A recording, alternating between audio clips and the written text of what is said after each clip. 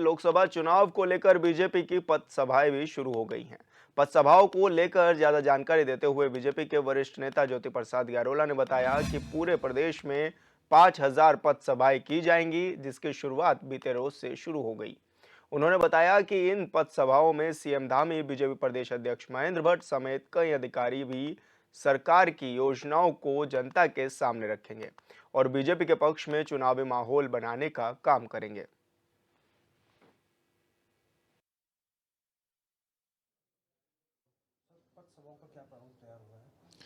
Bharatiya Janata party Uttarakhand Lok Sabha चुनाव 2024 की दृष्टि से 5,000 स्थानों पर पथसभाओं का कार्यक्रम आयोजित कर रही है।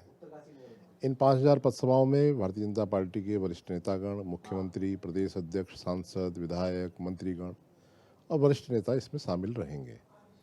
इन पथसभाओं में भारतीय जनता पार्टी की 10 साल की विकास यात्रा का वर्णन किया जाएगा, लोगों को बताया जाएगा और आने वाली जो 25 साल हैं हमारे 2047 तक, यह विकसित भारत कैसे बनेगा, यह आत्मनिर्भर भारत कैसे बनेगा, यह भारत दुनिया का सबसे अग्रणी अर्थव्यवस्था वाला भारत कैसे बनेगा, यह भारत हर व्यक्ति को रोजगार के अवसर देने वाला भारत कैसे बनेगा, इस सब के बारे में रोड मैप रखने का काम करेगा।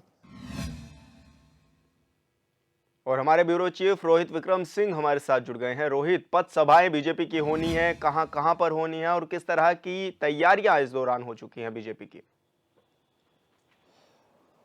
देखिए विशाल, वोटिंग परसेंटेज को बढ़ाने जी। के लिए भारतीय जनता पार्टी लगातार प्रयास कर रही है और 5 लाख वोटों की जीत का जो मार्जिन भारतीय जनता पार्टी ने रखा है वो तभी संभव हो पाएगा जब वोटिंग परसेंटेज यानी कि मत प्रतिशत में इजाफा हो। और इसी के दृष्टिगत भारतीय जनता पार्टी कोई कोर कसर नहीं छोड़ रही है। लोकसभा चुनाव में मतदान को बहुत ही कम समय बचा है, या फिर यूँ कहें कि आज 30 तारीख के लगभग हो गई है और 19 अप्रैल को मतदान है पहले फेज़ में उत्तराखंड में। और ऐसे में करीब 3 हफ्तों का समय बचा हुआ है और भारतीय जनता पार्टी बड़ी चुनावी जनसभाओं के साथ साथ, रोड शो के साथ साथ पूरे प्रदेश में नुक्कड़ नाटक भी करेगी और इसके साथ ही विशेष तौर पर पथ सभाएं जो है वो की जाएंगी।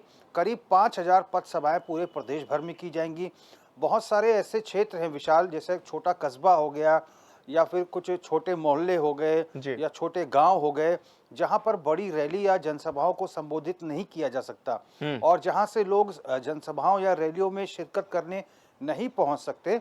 ऐसे में 300-400 की भीड़ को इकट्ठा कर लेना भी एक बहुत बड़ी बात होगी और इन्हीं को पथ सभाओं का नाम दिया गया है, जहां पर गांव-गांव में पहुंचकर गांव के मुख्य चौराहे पे, कस्बों के मुख्य चौराहे पे छोटी-छोटी 5,000 करीब सभाएं की जाएंगी और इसमें भी बतौर प्रचारक के रूप में या फिर बड़े नेता के रूप में मुख्यमंत्री पुष्कर सिंह धामी, बीजेपी प्रदेश अध्यक्ष महेंद्र भट्ट, बीजेपी चुनाव प्रभारी दुष्यंत गौतम, सभी महामंत्री, सभी कैबिनेट मंत्री, इन तमाम लोगों को जिम्मेदारी दी गई है और बीते 28 मार्च से इसकी शुरुआत हो चुकी है और करीब अभी जो समय निर्धारित किया गया है वो 6 अप्रैल तक का निर्धारित किया गया है कि 6 अप्रैल तक 5,000 पथ सभाएं करनी है।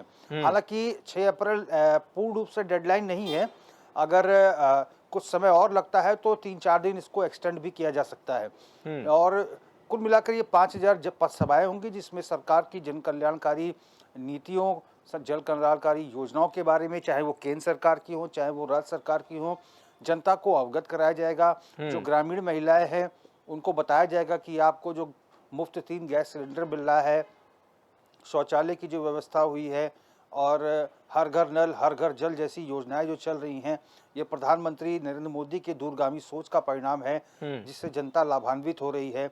मुफ्त खाद्यान्न योजना जैसी, प्रधानमंत्री फसल बीमा हो या प्रधानमंत्री आवास योजना हो, इन तमाम योजनाओं के माध्यम से जनता को बताया जाएगा कि डबल इंजन की सरकार जनता के लिए काम करती थी, करती है और आगे भी करेगी। और इसी के दृष्टिगत ये 5,000 पथ सभाएं की जा रही हैं, जिससे इससे पहले हमने देखा है कि बहुत सारे ऐसे वर्ग थे या ऐसे क्षेत्र से लोग जो कस्बों में या फिर छोटे गांव में रहते थे, वो जनसभाओं में या रैलियों में शिरकत नहीं कर पाते थे। ऐसे में सरकार खुद उनके द्वार पहुंचेगी और छोटी छोटी पथ सभाओं के माध्यम से सरकार की नीतियों से उनको अवगत कराएगी। अच्छा रोहित, जिस तरह से स्टेट लेवल पर तो कई अभियान चल ही रहे हैं और ऐसे में स्टार प्रचारकों का भी अब आना शुरू हो जाएगा उत्तराखंड में, तो उसको लेकर के किस तरह की तैयारियां हैं और साथ ही दोनों को किस तरह से बैलेंस बना करके भाजपा चल रही है? देखिए विशाल, अब इसमें कोई दो राय नहीं है, क्योंकि 2 हम्म। तारीख को प्रधानमंत्री नरेंद्र मोदी, जो कि भारत के पंत प्रधान है, प्रधानमंत्री हैं और भारतीय जनता पार्टी के सबसे बड़े स्टार प्रचारक के रूप में है, विश्व के सबसे लोकप्रिय नेता हैं। जी। ऐसे में उनका उनका समय उत्तराखंड को मिलना एक बहुत बड़ी बात है।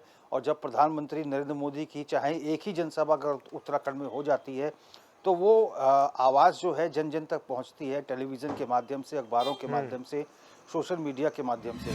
और ऐसे में उत्तराखंड ने को आस है कि 3 जनसभाएं, हालांकि प्रधानमंत्री की हाईकमान से मांग की गई है, लेकिन पहली जनसभा को हरी झंडी मिल गई है। 2 अप्रैल को रुद्रपुर में प्रधानमंत्री मोदी की एक विशाल जनसभा आयोजित की जाएगी, जिसके लिए जगह का चयन जो है पहले से ही कर लिया गया था। और चूंकि 40 स्टार प्रचारक चुनावी रण में रहेंगे, चुनावी सभर में प्रचार प्रसार करेंगे उत्तराखंड में, ऐसे में बहुत सारे स्थानों पर लोकल एडमिनिस्ट्रेशन के साथ, स्थानीय प्रशासन के साथ समन्वय सामंजस्य बनाकर चयन जगहों का कर लिया गया है कि साहब 2 या 3 दिन के पहले हम आपको सूचित कर देंगे। ऐसे में ये जो पार्क है या फिर जो ग्राउंड है वो रिजर्व कर लीजिएगा। इस बाबत जो है प्रशासन को बीजेपी के जो पदाधिकारी हैं वो अवगत करा चुके हैं। स्थानों का चयन हो चुका है। अब चूंकि पीएम की पहली जनसभा होनी है 2 अप्रैल को और तैयारियां पूरी हैं। इसके साथ ही 3 अप्रैल को बीजेपी के जो राष्ट्रीय अध्यक्ष हैं जेपी नड्डा, वो पिथौरागढ़ और इसके साथ ही देहरादून के विकास नगर में जनसभा को संबोधित करेंगे। उसकी तैयारियों को भी पूरा किया जा रहा है। उसके साथ ही 4 अप्रैल को बीजेपी राष्ट्रीय अध्यक्ष जेपी नड्डा का हरिद्वार में एक भव्य रोड शो होगा। तो निश्चित तौर पर ये मान के चलिए, साधु संतों का आशीर्वाद भी वो लेंगे, जनता से मुखातिब भी होंगे, जनता को अपने मन की बात भी बताएंगे और बीजेपी का जो आगामी विज़न है उससे भी परिचित किया जाएगा इन तमाम रोड शो और जनसभा के माध्यम से। तो कुल मिलाकर ये शुरुआती 2 जनसभाएं जो है पीएम मोदी की और बीजेपी राष्ट्रीय अध्यक्ष जेपी नड्डा की, वो मिल चुकी हैं। अब 3-3, 4-4 दिन पहले जो है नामों का ऐलान हो जाएगा। जैसे जैसे बड़े नेताओं का समय मिलेगा उसी हिसाब से स्थान जो है वहां पर तैयारियां शुरू हो जाएंगी। अच्छा रोहित, देखा भी जा रहा है एक तरफ तो बीजेपी ताबड़तोड़ बैठ के ताबड़तोड़ योजनाएं बना रही है कि किस तरह से जनता के बीच में जाया जाए। स्टार प्रचारकों का भी अब जैसे कि आप बता रहे हैं कि आना शुरू हो जाएगा। तो वहीं अगर बात विपक्षी दलों की जाए तो उसमें किस तरह से सुगबुगाहट है? क्या कुछ चर्चाएं हैं कि वो किस तरह की तैयारियां को अंजाम दे रहे हैं? देखिए, कांग्रेस की अगर हम बात करें तो कांग्रेस ने हालांकि स्टार प्रचारकों की सूची भेजी है, लेकिन अभी स्टार प्रचारकों की लिस्ट जो है कांग्रेस को प्राप्त नहीं हुई है कि कौन कौन से वो बड़े नेता हैं जो उत्तराखंड का रुख करेंगे। तैयारियों के मामले में भारतीय जनता पार्टी बहुत आगे चल रही है, क्योंकि 2 तारीख को जब प्रधानमंत्री मोदी की जब जनसभा हो जाएगी तो उसके बाद जो है चुनावी माहौल बहुत हद तक भारतीय जनता पार्टी के पक्ष में होगा। हालांकि भले ही रुद्रपुर कुमाऊं में पड़ता है, लेकिन जब उनकी जनसभा होगी तो टेलीविज़न के माध्यम से, सोशल मीडिया के माध्यम से जनता प्रधानमंत्री को सुनेगी और प्रधानमंत्री मोदी के विज़न को सुनेगी, उत्तराखंड के लिए उनका क्या दृष्टिकोण है उसको सुनेगी। और प्रधानमंत्री मोदी की जब जब जनसभाएं होती हैं तो उससे पूरा जो चुनावी माहौल है वो बिल्कुल बदल जाता है। तो ऐसे में कांग्रेस को मेहनत करने की ज़रूरत है और इससे भी बड़ी बात यह है कि तय समय के भीतर थोड़ा जल्दी, थोड़ा एडवांस में चीज़ों को करने की आवश्यकता है। ये लेट लतीफ़ी जो है कहीं ना कहीं कांग्रेस के लिए नुकसान साबित हो रही है, नुकसानदायक साबित हो रही है। प्रत्याशी के चयन को लेकर जो है माथापच्ची रही। उसके बाद नामांकन की जो अंतिम तिथि थी उसमें 4 प्रत्याशियों ने नामांकन किया, उसमें भी देरी रही। अब स्टार प्रचारकों की सूची भी नहीं आई है और ऐसे में पीएम मोदी की और बीजेपी राष्ट्रीय अध्यक्ष की जनसभाएं होनी है, ये डेट्स भी फाइनल हो गई हैं।